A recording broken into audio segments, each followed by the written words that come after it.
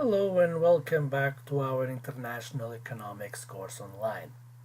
Now it's time to discuss Chapter 8, Regional Trading Arrangements.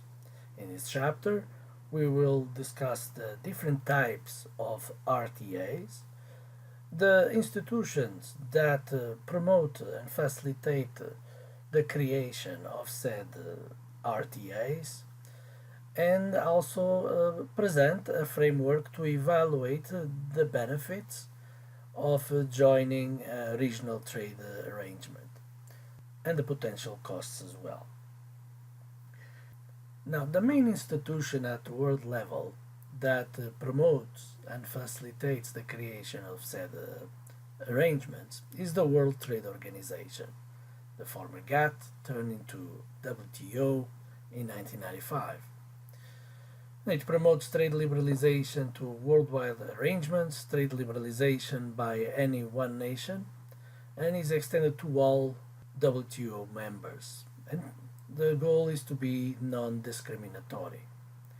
Currently, the World Trade Organization has about 164 members, which covers most of the world trade.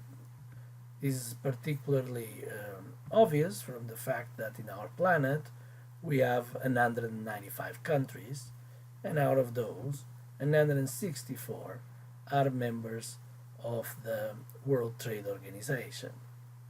Regional trading agreements by itself, they tend to reduce trade barriers for the groups that participate in it. However, they tend to, since they alleviate barriers among the participating members, it means that they are discriminating against the rest of the world.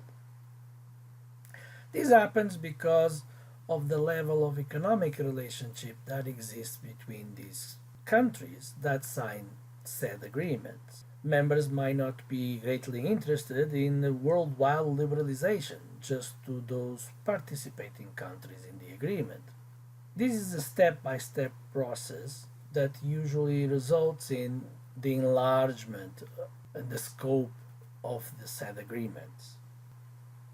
RTAs typically result in stronger ties between the members, which in one hand it promotes peace, and in the other hand a greater economic interdependence, which means that when there are booms in the participating countries, economic expansions, then they all tend to benefit from it through this contagion effect. The same is also true when the participating members are experiencing a meltdown, which also goes through this contagion effect to the participating members. So, the optimal trade agreements are made across countries that have more similar economic structures. Not that there are no agreements between countries that have dissimilar economic structures, but those that are more successful tend to be across nations that are more similar in terms of economic structure and development. RTAs, they tend to promote a partial adjustment of workers, meaning that by this increased foreign competition, said competition is gonna displace workers from import competing industries, in which the nation's competitive advantage is strong, the disadvantage is strong, and move those workers into the export competing industries, where the nation has a strong competitive advantage.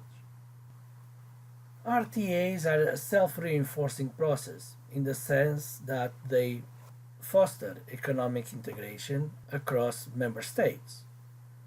This economic integration is a process that eliminates restrictions on international trade, the flow of capital, and the factors of production, the mobility of goods, services, capital, and labor. It results in the uniting of two or more national economies in a regional trade agreement. Now I am at the WTO website and looking at the statisticals of these regional trade agreements. As I mentioned previously, the WTO currently has 164 members. This results in 287 regional trade agreements that are currently enforced around the world. These 287 RTAs have 459 participating nations. Of course, these nations are counted multiple times in each of the RTAs that they participate. Remember that there are 195 countries in the world, so obviously these 459 notifications is from different trade agreements that each nation has. For example, data from the World Trade Organization for the United States of America gives us a list of 14 regional trade agreements that are currently in force. 14 trade agreements that the United States has. These include NAFTA, of course, showing up here, but also the trade agreement with South Korea, with Australia, with Bahrain, with Chile, with Colombia, with Israel, with Jordan, Morocco, Oman, Panama, Peru, and Singapore. These are the 14 RTAs that are currently in force in the US, meaning that the US is an active member. Then, this list also shows us a list of future RTAs, meaning a communication that these RTAs are currently under negotiation but not yet signed. And you can see here the European Union RTA with the US. This Regional Trade Agreement, TTIP, which stands for the Transatlantic Trade and Investment Partnership, was communicated to the World Trade Organization on July 8th of 2013. And the notification was that the EU and the US would like to inform the World Trade Organization Secretariat that on July 8th of 2013 we started the negotiations for the EU-US TTIP. And this agreement has not yet been finalized. This is not uncommon. This is the typical process that regional trade agreements follow, which these are very complicated negotiations that take a lot of time to reach a conclusion. Hopefully, these negotiations will end in good terms sometime in the near future. However, nothing is for certain. Nonetheless, it's surprising that the US and the EU do not have a regional trade agreement. And given the past historical relationship between these two countries and being allies for a long time. Note as well that the US has not an RTA with its oldest ally, Great Britain. It doesn't show up here. So the UK was negotiating the trade agreement under this initiative, the TTIP, but now with the Brexit, they will have to negotiate a separate trade agreement and by themselves with the US. Now, we have 14 RTAs in force for the US. For comparison purposes, look that the EU has about 40.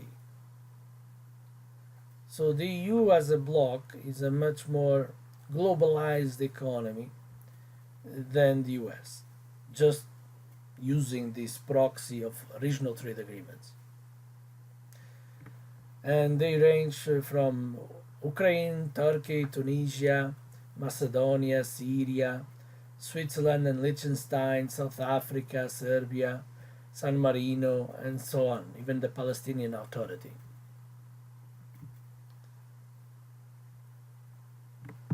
with non-EU members but still European countries such as Norway, right? And we saw Switzerland as well. But you can see that it's quite extensive, not only the number but also the geographic scope of the EU trade agreements, and therefore its connectivity with the rest of the world is getting increasingly larger. Concurrently, there's many regional trade agreements that are being communicated to be in negotiation. And the most famous one should be the one with Canada. That was one of the most recent ones, which curiously is not showing up here. So we have other ones that are currently being negotiated: the Eastern African Community, with India, with Indonesia, Japan, Malaysia, Morocco, and so on. Now I am at another page within the World Trade Organization because I was surprised that the EU Canada notification of negotiations and agreement was not on that other page of the WTO. So looked for the recent notifications, and the most recent ones include that EU Canada trade agreement. In goods and services, it was notified to the WTO in September 19th of 2017 and actually became enforced slightly earlier on September 21st. So late 2017, the EU-Canada Regional Trade Agreement became enforced.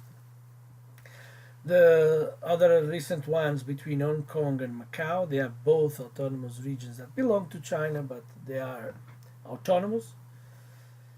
The deal of Mercosur with Egypt, communicated on February 19th of 2018. It was actually started enforced since September 1st of 2017. Between El Salvador and Ecuador in goods alone, and was enforced on November 16th of 2017, but communicated formally to the WTO just in March of 2018. And the most recent one was between China and Georgia in goods and services, began in January 1st of 2018, communicatedly shortly after in April of 2018. So the conclusion is that this data corroborates the statement that we live in an increasingly globalized world, a world that is increasingly connected to trade. As we started looking at the data for the regional trade agreements, you can see that the pattern is an upward sloping pattern, being the rate of change, the increase in RTAs, more pronounced since the early 90s. Now this red color in these bars that correspond to notifications that are given every year, looking at the left axis instead of the right axis. These bars, the red ones, refer to the number of RTAs that include services, and the blue to the ones that include goods. And the orange one refers to accessions. Now let's talk about the different types of RTAs. There are 5 of them. The simplest one is the free trade area. The key characteristic is that the members of this regional trade agreement agree to remove all tariffs and non-tariff barriers among themselves and still keep the autonomy to charge whatever tariffs they want to non-members. Customs union is the second type, and it's more comprehensive because in addition to removing all tariffs among member states, they also agree to impose identical trade restrictions against non-participants. Early example of such custom union was the Benelux, comprising the countries of Belgium, Netherlands, and Luxembourg, that later on gave rise to the European Union that we know today. The third type of RTA is a common market, which builds on the customs union. So, in addition to removing all tariffs between the member states, in addition to agree to a common tariff policy against non-member states, it also allows for the free movement of goods and services among the member nations and the free movement of factors of production, namely capital and labor, within the member states. The fourth type of regional trade agreements is an economic union, and again, the scope gets enlarged. So, in addition to everything that a common market includes, the economic union also aims at having an harmonized fiscal policy among the member states, administered by a supranational institution. So, think about the European uh, Parliament or the US Congress, where these entities dictate fiscal policies and other policies related to taxation and social programs at the nation level or at the group level, right? So the United States comprises several states that obey to whatever the Congress in Washington dictates, and in Europe, the European Parliament has similar powers. The fifth type of regional trade agreements, and the most comprehensive of them all, is the monetary union, which includes everything that we have discussed so far, in addition to having a harmonized monetary policy among member states. So there is, for example, a central bank for all participating members and using the same currency. So this is the case in the Eurozone, which has fewer members than the European Union because not all European Union members wanted to participate in the Eurozone, wanted to abdicate of their monetary policy, for example, the United Kingdom. And this is the ultimate stage of economic integration, right, where different states, different nations agree to participate in an agreement that unifies not only their tariff policy, allows for the free movement of goods, services, labor, capital, and has the same fiscal policy or similar fiscal policy, because you have the federal level fiscal policy and then you still have nuances at the national level. And in addition, there is a monetary policy. So the best example of a monetary union is the United States and the European Union, which still trying to become like the United States, at least in the sense of this level of integration. He has not yet achieved that because, for example, language barriers, national identities that are severely strong in Europe, also fueled by the fact that every state has pretty much their own language, whereas here in the US we have all the states with English as the official language. Now, here are some additional real world examples of regional trade agreements according to the type. So remember, the free trade area is the most simplistic form of a regional trade agreement. And we mentioned NAFTA as the example, the North American Free Trade Agreement, but there are several other ones, as for example, the Central European Free Trade Agreement, the Commonwealth of Independent States Free Trade Area, which includes countries like Russia, Ukraine, Belarus, Uzbekistan, Moldova, Armenia, Kazakhstan, and Kazakhstan,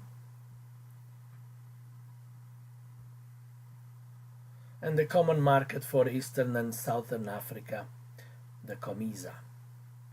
Now, the Customs Union, we have, for example, the Andean Community, which includes countries like Bolivia, Colombia, Ecuador, and Peru.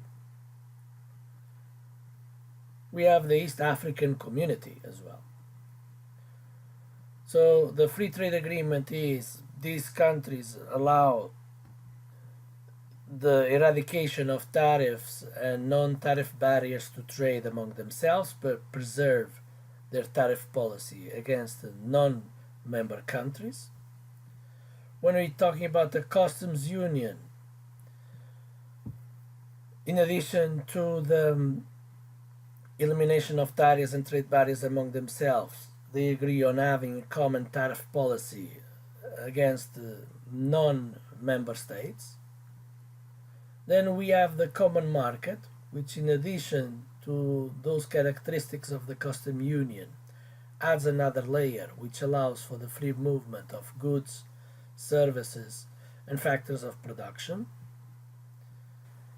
Then, in addition to the free trade area, customs union, and common market, we have the economic union that we have just discussed, which builds on having also a harmonized fiscal policy across member states. For example, Mercosur, which includes the countries of Argentina, Brazil, Paraguay, Uruguay, Venezuela. And then the ultimate stage, which is a monetary union, which comprises the economic union as well, in the case being, for example, the European Union as a whole. Note that there is also here a variation which comprises a custom union with a monetary union but excludes the economic union aspect. And that is the case of the Economic Community of Central African States and the Economic Community of West African States.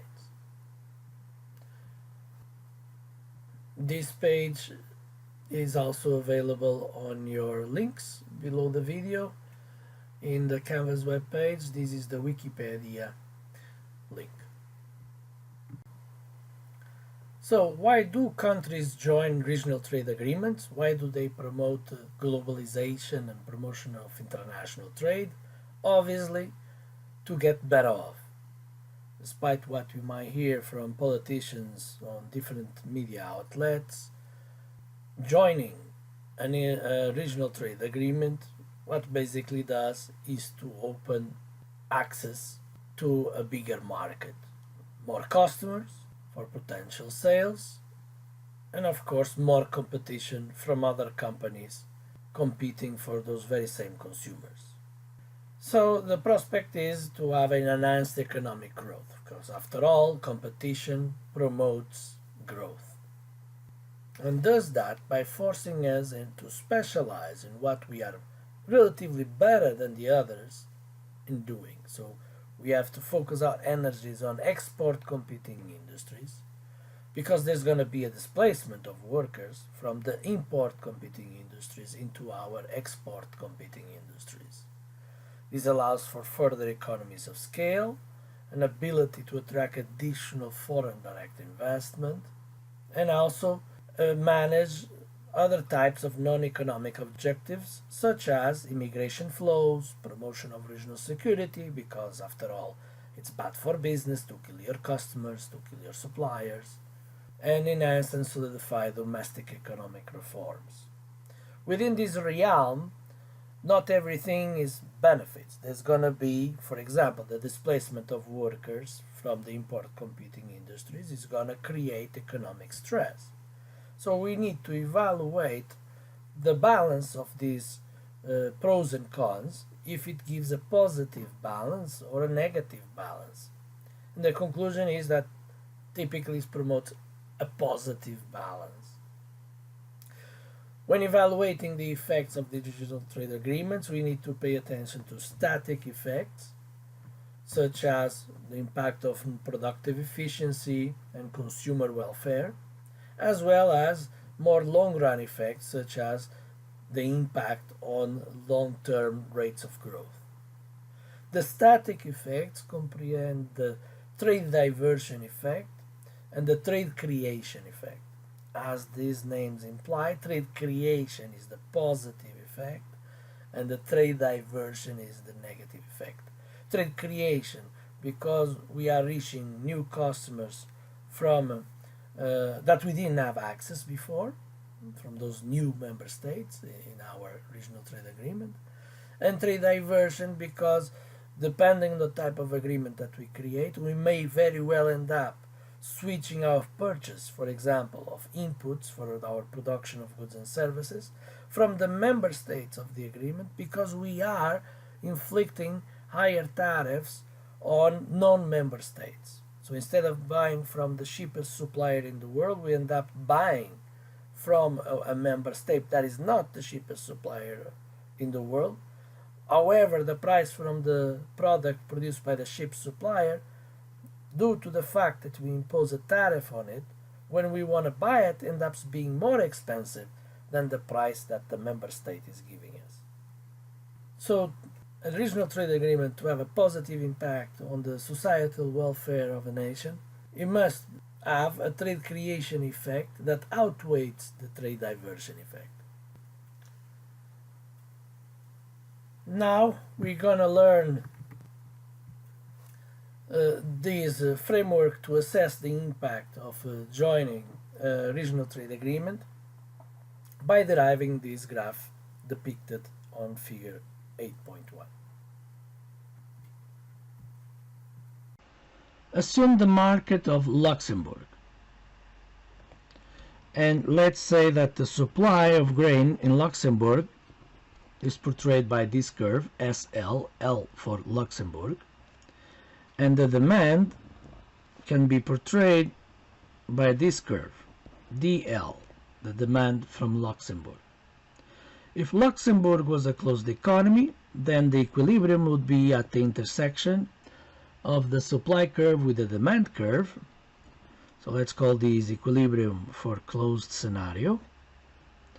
And let's further assume that if that is the case, the price would be $4. The price is denoted in dollars for simplicity. And the quantity consumed and produced domestic would be 12 units. Then let's say that Luxembourg engages in opening its borders to trade and starts with opening the borders to the US. Further assume that the US farmers are able to produce grain at $3 per bushel based on figure 8.1. So we're going to call these the supply curve from the US. As you can imagine, the consumers will be much happier because they, instead of buying at $4, they're now buying it at $3 per bushel. And the domestic consumption will be now at the intersection of the supply from the US and the demand from Luxembourg. According to figure 8.1, this is 23 units. But the domestic farmers, the Luxembourg farmers, will be highly dissatisfied because they are competing against a more efficient producer, and consequently they are only able to produce and sell 1 unit of bushel at that price. This would lead obviously to a lot of farmers going bankrupt, and this is only the more efficient farmers in Luxembourg, those that were able to improve so that they can sell at $3 per bushel, will remain. As you can imagine, there will be outcries for protectionism by the Luxembourg farmers, and let's assume that they were successful and attained a 50-cent tariff per bushel imported. What that means is that now, if the Luxembourg consumers want to buy American grain, they'll have to pay $3 plus 50 cents, so $3.50. So let's call this the US supply with a tariff added. In that case, the consumption of grain in Luxembourg would decline due to the higher price, the price now being 350, the 50-cent tariff per unit.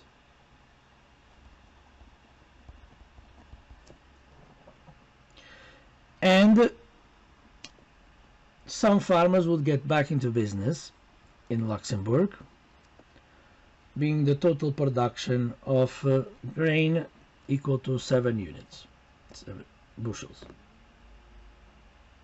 Next, assume that Luxembourg decides to create a customs union with Germany.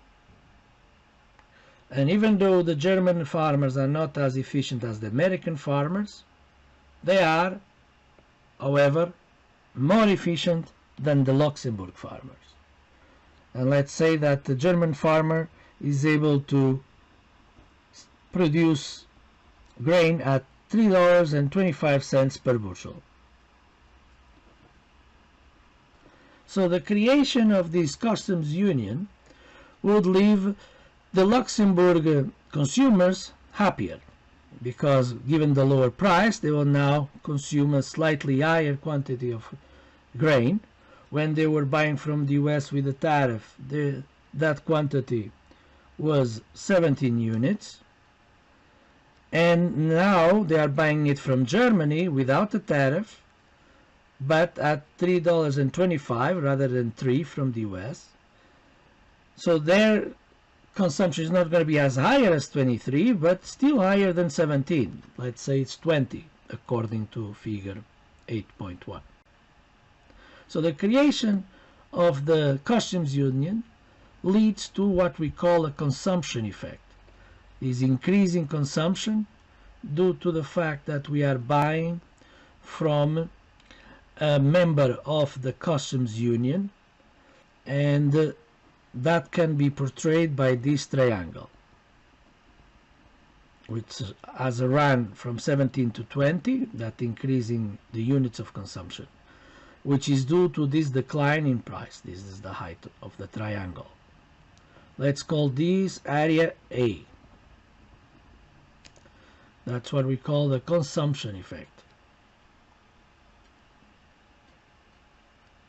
Then there is also what we call a production effect. Production effect because we are buying from more efficient producers. If producers more efficient than the Luxembourg producers. And this customs union agreement leads to the production of bushels in Luxembourg to go to 4 units. Okay. So this increase in efficiency is what we call the production effect, and is portrayed by this triangle. Let's call that area B, this triangle over here, whereas the consumption effect is this triangle over there. The consumption effect and the production effect is what we refer to as trade creation, the improvement in societal welfare. So trade creation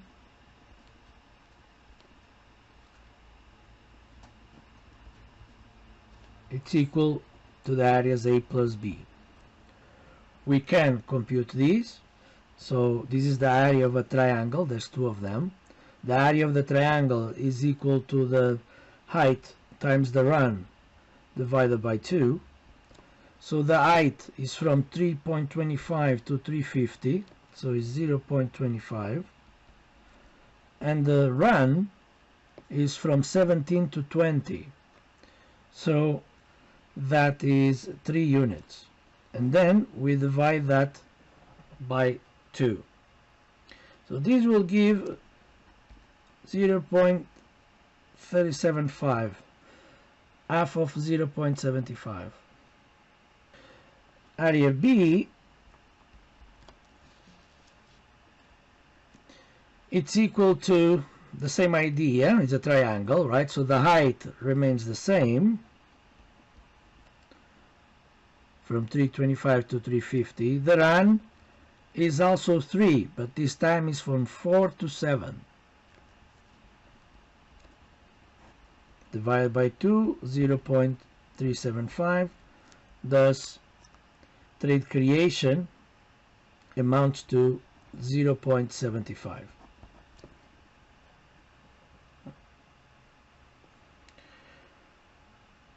Now, the customs union also creates a trade diversion effect.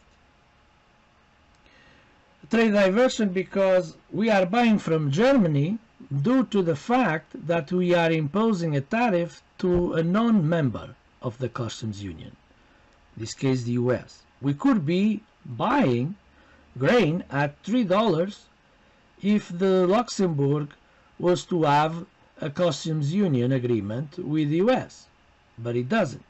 So the cheapest supplier in the world is replaced by a member state of the customs union. This can be portrayed as this area C.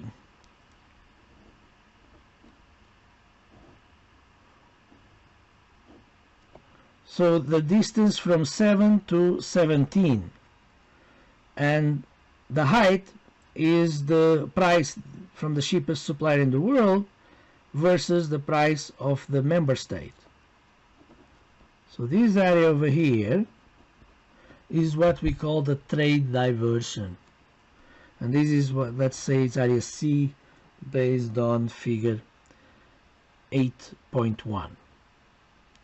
We are diverting trade from the cheapest supplier in the world to a member state. So this is not an ideal situation.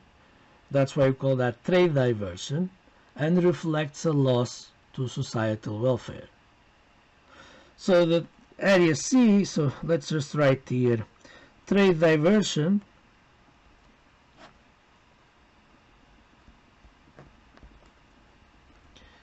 it's equal to the height times the run of area C.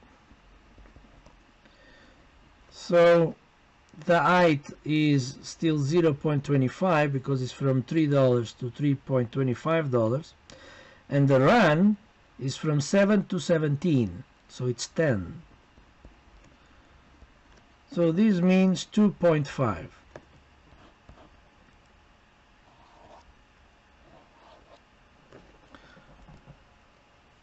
So in this case, trade diversion outweighs trade creation. So this customs union agreement is not optimal. The optimal customs unions should have trade creation in an amount that surpasses trade diversion. If the opposite is true, then the customs union is not optimal.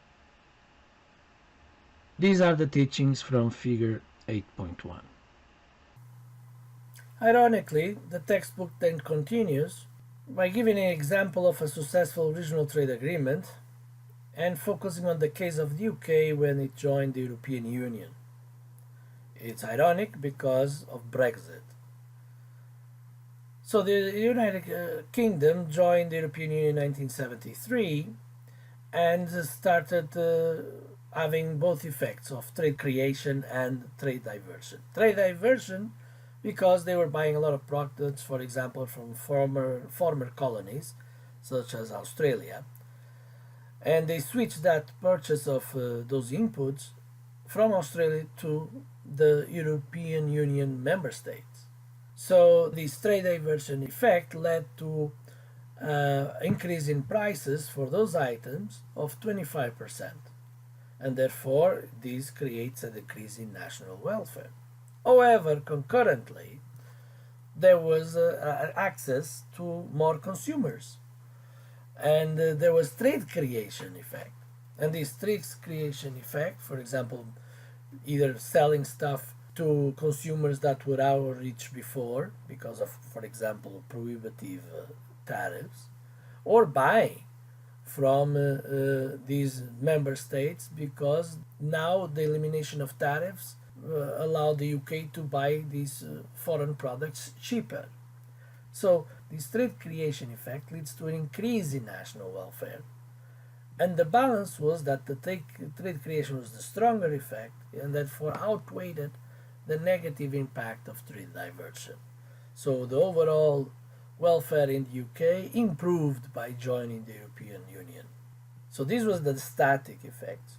What about the dynamic effects, the long run effects? Well, the creation of the larger market creates these dynamics that lead to growing economies of scale, the fostering of competition that motivates greater efficiency and therefore growth, and as well as stimulus for investment because of these increasing access to more consumers and more suppliers. The textbook then proceeds by giving a history of the European Union as a successful case of evolving through those types of regional trade agreements, of promoting increasing economic integration among the member states. I strongly recommend that you read the textbook description as well as the summary provided in the PowerPoint slides. But I'm gonna complement this historic account by requesting you to watch the videos produced by the European Union that give additional detail and context to its history. So please watch that now and then return to this video. I hope you found the videos informative. I want to stress that the EU is not yet like the USA when it comes to the level of integration because it lacks a constitution, as European Union does not have yet a constitution approved by all members, as opposed to the US, the US Constitution. This was an initiative that was promoted in 2004, but the fact that France and the Netherlands rejected it in a referendum in 2005, no further referendums were made in other countries about the EU Constitution, and it has not yet been approved. So the EU still has this very important step to achieve to fully level of integration similar to the one we observe in the United States. Another important point related to the EU is its agricultural policy. So even though it has abolished restrictions on agricultural products among member states and implemented a common agricultural policy, it also gives very strong subsidies to its farmers. And they come in the form of support price. As illustrated in figure 8.2, let's assume that $4.5 per bushel is the support price for whatever good this graph is depicting, it's wheat. What that means is that the size of the subsidy given to the farmers depends on the world price. So for example, imagine that the world price is $3.50. So this means that the farmers will get $1 extra as a subsidy. They will compete in the world with a $3.50 price for the bushel, and for each bushel sold they receive an extra dollar from the EU, meaning that the total price that they collect from selling that bushel is $4.50.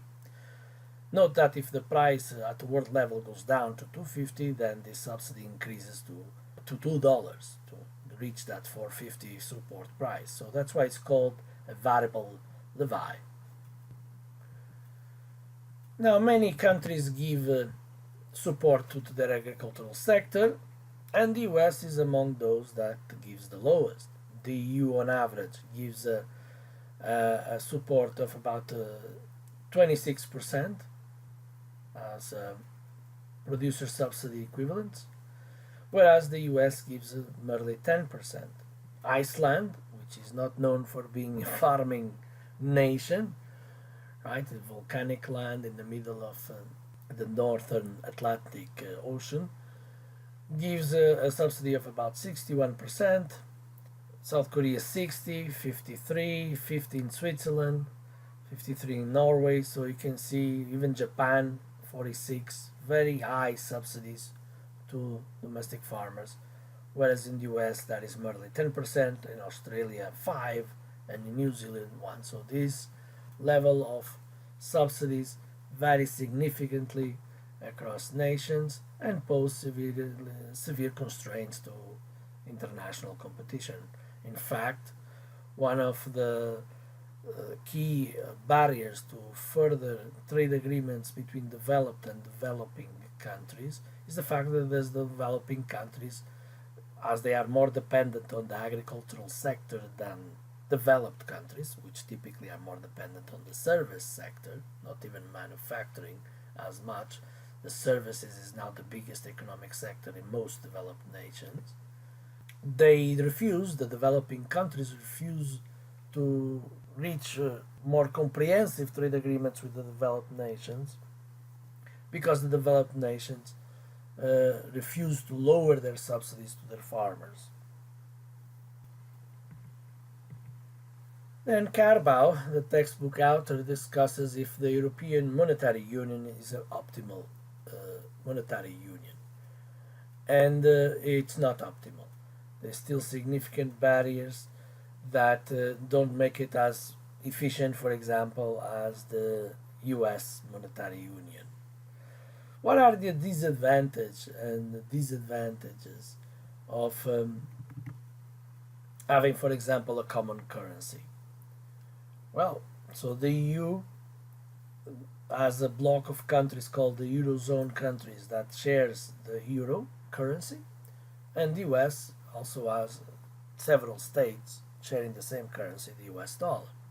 So the advantages are the risks associated with the exchange rate fluctuations are eliminated within a common currency area. It means that competition is primarily motivated by how efficient each country is in producing something, not by how much they manipulate their currency through, for example, competitive depreciation of their currency. Second, the cost of currency conversion has lessened, obviously, because there's so many countries or states using the same currency, so the same currency applies to transactions with different countries. The economies are insulated from monetary disturbance and speculation. They are more insulated, not completely, but they are more insulated because they are a bigger bloc now. And political pressures for trade protection are reduced. The disadvantages is that, well, they are not able to use monetary policy to combat adverse economic shocks at the national level, at each state level. This used to be a tool used, for example, by Portugal, by France, by Italy. Every time there was an economic downturn, trying to boost exports by depreciating the currency. And since joining the euro currency, in terms of accounting in 1999, in terms of adopting the currency itself in 2001, no longer this tool is available to the member states, to each member states. If there is depreciation of the currency, this is done by the European Central Bank for all countries. So it's not Portugal versus France, they are all in the same boat now. Inability of an individual country to use inflation to reduce public debt in real terms, again related to the issue of deflating the currency, and the transition from individual currencies to a single currency could lead to speculative attacks. Yes, the early years in the for example the euro history, they were rich in these speculative attacks. The euro was launched at parity with the dollar, so 1 euro, $1.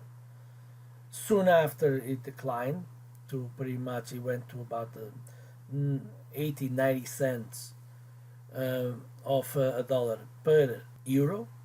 But in these recent years, so I'm talking about, for example, 2015, 2014, and up to now, the value of the euro currency is much stronger. So, for example, as of today or this month of June 2018, on average, we needed 1.20 cents of a dollar to buy 1 euro. Used to be as high as $1.50 for an euro. Um, it could be as low too because there are fluctuations, and since the economic crisis of 2008, there's been quite some volatility. There were some months in the recent past that you needed merely like $1.06 to buy euro.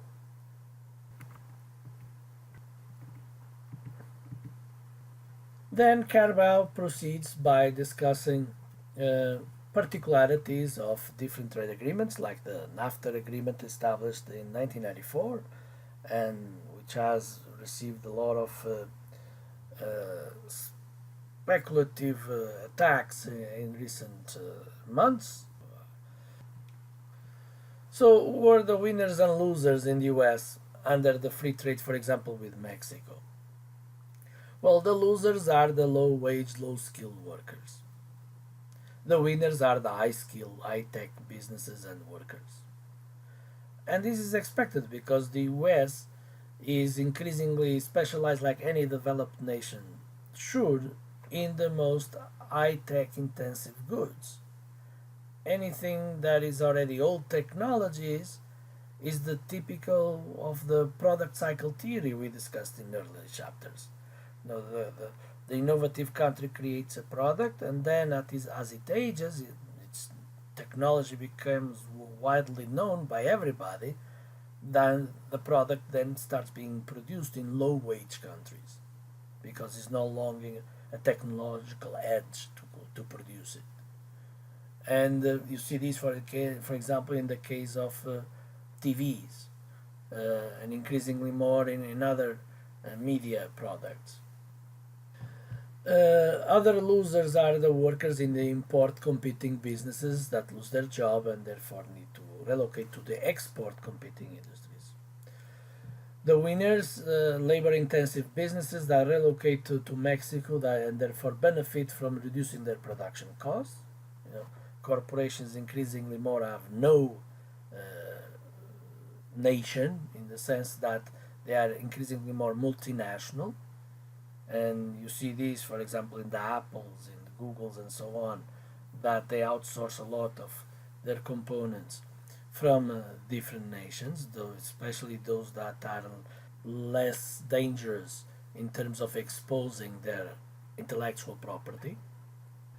Other winners are domestic businesses that use imports as components in the production process, and therefore they save on buying those components cheaper from other nations. And finally, the consumers in the United States, because they benefit from not only access to more products, more variety of products, but also less expensive products due to the increased competition with free trade. So the gains outweigh the losses, even though there are losses. What about Mexico? Well, Mexico also had benefits and costs. For example, the increase in production in goods and services due to their comparative advantage, fueled by lower labor costs and increasing investment from US corporations there. But also have costs, especially in the agricultural sector, because they are not able to compete with the prices of certain US agricultural products. And 25% of Mexican population is in the agricultural sector. Remember that I told you that the less developed a country is, the more relevant the agricultural sector is, and the more developed a country is, the less relevant an agricultural sector is.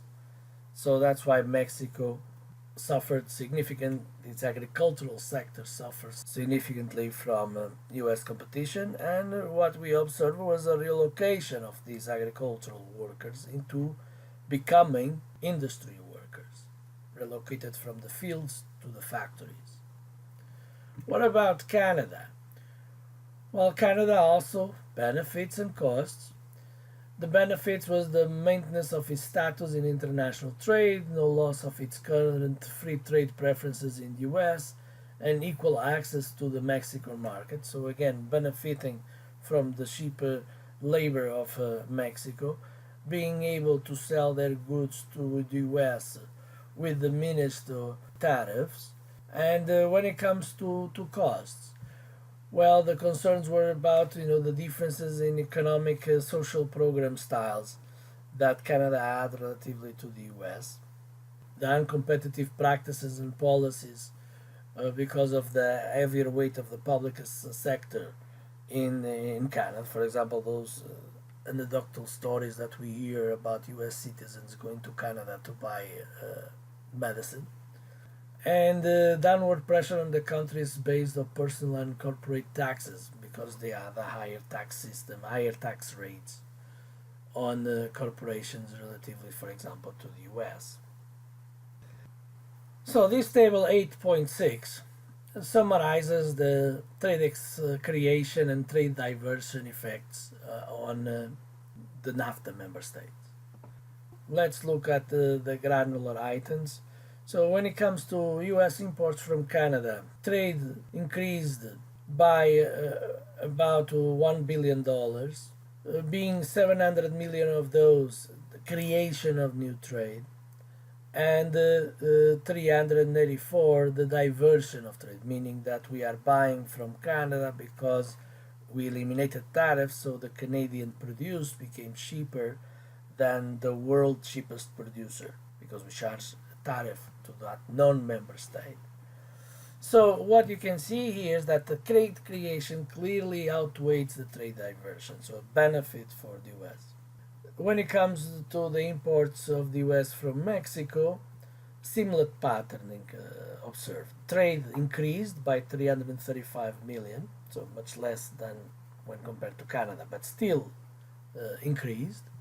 Out of that, about 285 million were trade creation, and just 50 million was trade diversion. So again, this shows the US as a clear winner because the trade creation effect outweighs the trade diversion effect. What about for Canada? Well, Canada versus US, right? Their imports from the US, 64 million. Sorry, 64. Yes, 64 million dollars of trade expansion, out of which 38 was creation and 25 million diversion.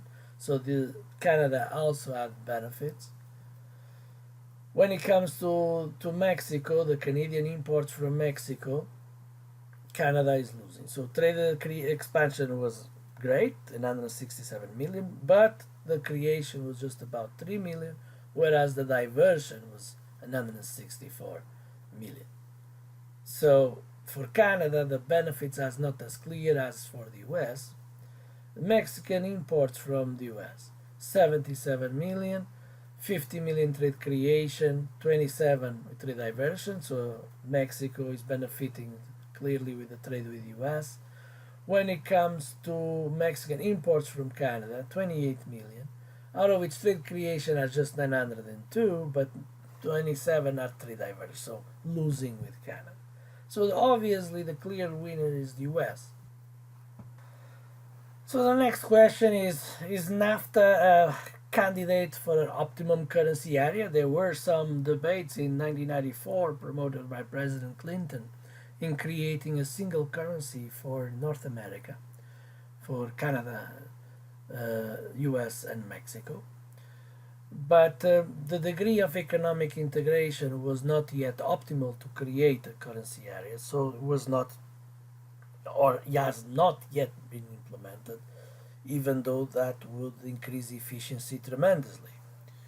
But in addition to these, given the current sentiment in US politics and Canadian politics and Mexican politics, and this interaction between the three nations at the political level, this is probably an outcome further away than it was presumed to be a couple of years ago. Then Carabao proceeds with talking about other significant regional trade agreements like the Free Trade Area of the Americas, the Asian Pacific Economic Cooperation, APEC, and the ASEAN as well. And I strongly encourage you to read that. Interesting details that further corroborate the increasingly globalized world we live in, and despite potential adversities in current times, is most likely unstoppable.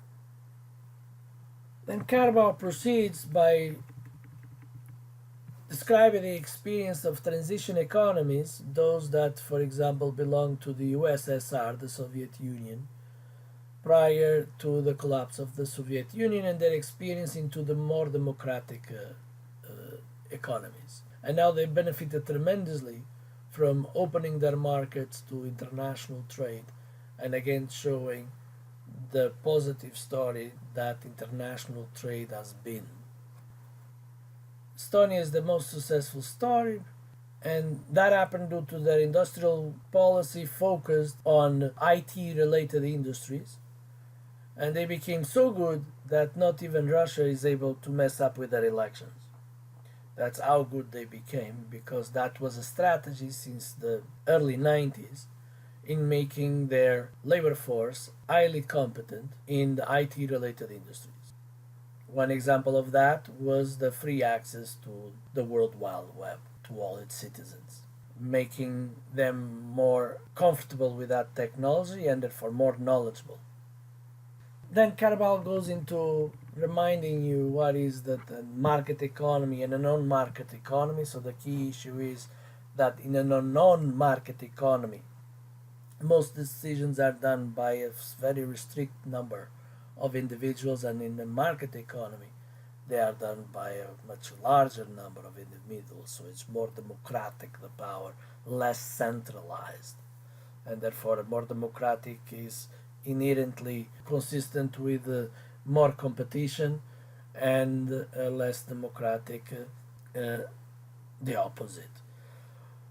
Even though the market economy evolves like a sine wave, you have moments where we have very good competition, meaning, for example, many firms competing in the same industry.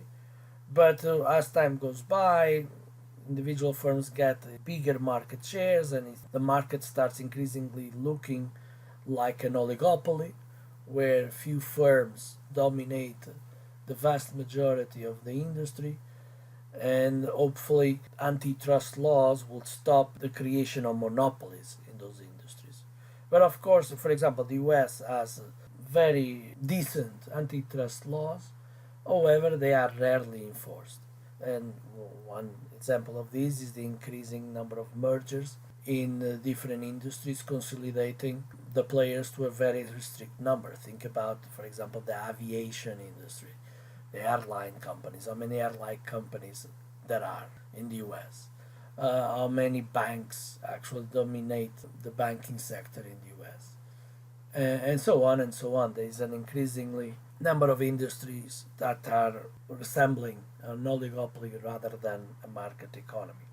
And only through government intervention can these be broken down to promote competition, to promote a new impetus of innovation, just like what was done to Microsoft in the mid 90s, when, for example, they were forced to allow competition for internet browsers. What Microsoft was doing at that time was only Internet Explorer would work on the Windows operating systems, and other companies, like at that time there was this one called Netscape, were having trouble in competing because their browser wouldn't run in Windows-based operating systems. Browsers we use today, Firefox, Chrome, and whatnot, Safari, they would most likely be unsuccessful in those days when Microsoft had the monopoly of internet browsers.